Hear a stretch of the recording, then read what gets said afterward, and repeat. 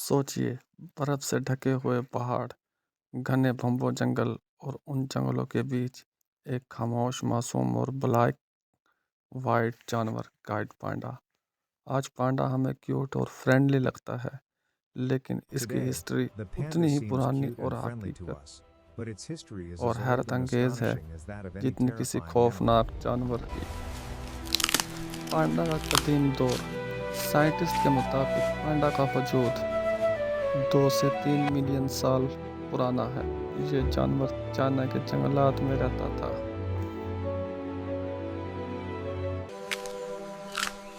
This animal lived in the forests of China when humans were not yet fully civilized.